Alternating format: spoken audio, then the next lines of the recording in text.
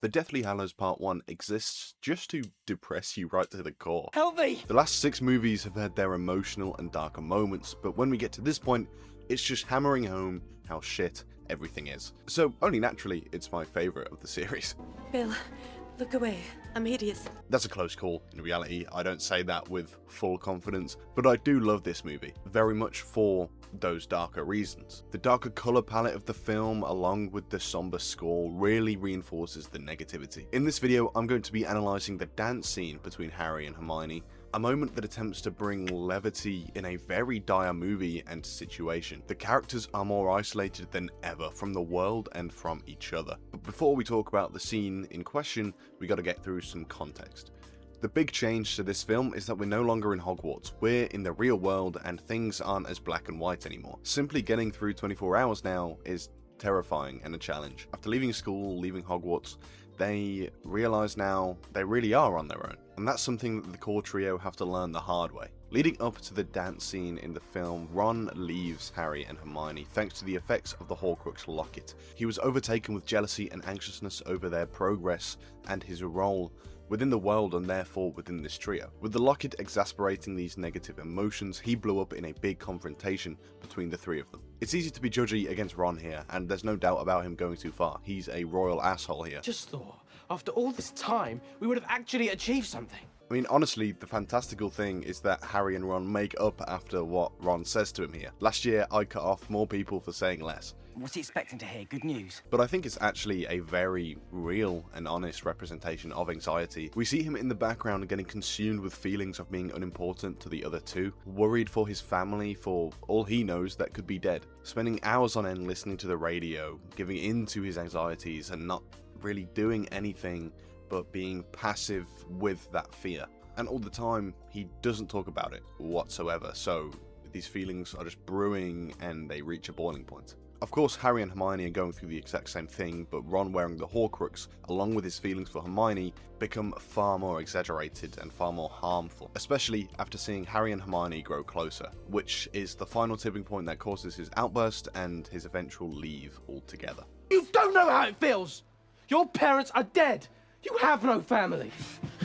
And that really got out of hand fast. Abandoning his closest friends and leaving Harry and Hermione alone, realistically, when they needed him most and when he needed them most. This is all three of their first times exposed to the harsh realities of the real world, and they are all suffering. Hermione very much feels the weight of being the brains of the group. I think that's clear. She comes off much shorter and more assertive throughout this film in the way she communicates. Harry, on the other hand, I think attempts to be level-headed, but naturally also feels the stress of the situation because it could mean the end of the world. Obviously, that is very true to the film. If Voldemort succeeds in his plans, the world actually will be over. But it also works in correlation to our experiences in the actual real world. They've left school and immediately their choices are more daunting with even higher stakes. Whilst at school, their choices meant life or death, which is true to most people's school experiences. This film shows the extreme difference when you're out in the working world and how much bigger everything feels. How the stakes of your day-to-day choices have a much bigger impact along with that change. Anyway, this all leads me to the dance itself. Harry and Hermione alone in the tent, they've continued the Horcrux hunt without Ron and tried their best to power through. Keep focused on their core goals. These two have, in a way, had to grieve the loss of their friend who, even though we know that he comes back, they don't know that. The lighter moments are even fewer now, and Emma Watson and Daniel Radcliffe are incredible here. Without any lines of dialogue, you can see Harry's thought process to just have the smallest of lighter moments. And Hermione's immediate reaction is not to engage, because how can they enjoy anything in this current situation? The song Oh Children by Nick Cave and the Bad Seeds is the track chosen to play in this scene, a very fitting choice in my opinion. There is history in the song that has some basis in representing the Holocaust due to it using Nazi propaganda language, but that feels like a bit of a separate rabbit hole and separate meaning. When Nick Cave spoke himself about the meaning of the song, he explained how he had realized the dangers of the world that his children were going to have to face up growing,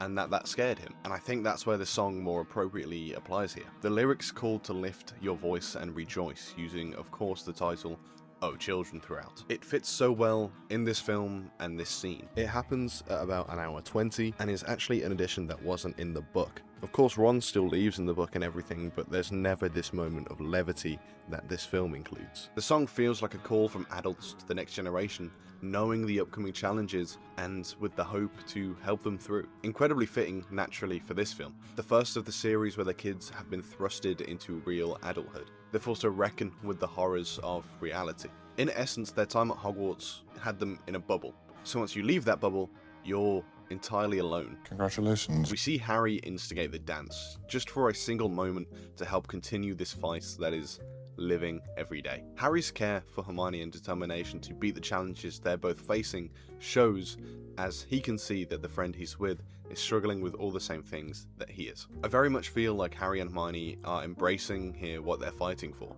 These moments.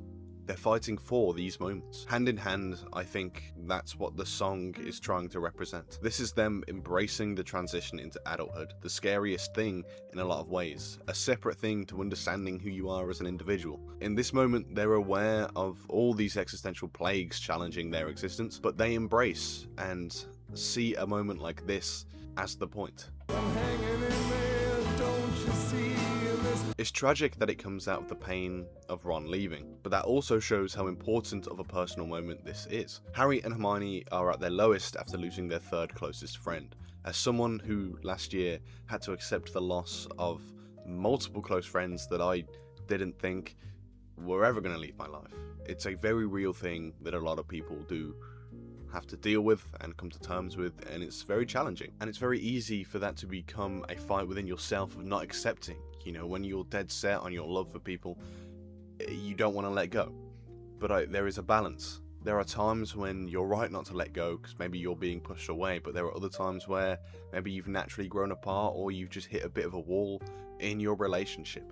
Everyone knows that feeling of losing someone who was a part of your life that you never wanted to leave. And so now when I come back to watch this film, and not just specifically this topic, but life in general, you know, the struggle of getting a job, the struggle of maintaining a work-life balance, the struggle of motivating yourself daily. Of course, I'm biased because I grew up with these movies, but at the same time, they actually hit me even more now, and especially a scene like this. So, it's an excellent scene in a pretty excellent movie.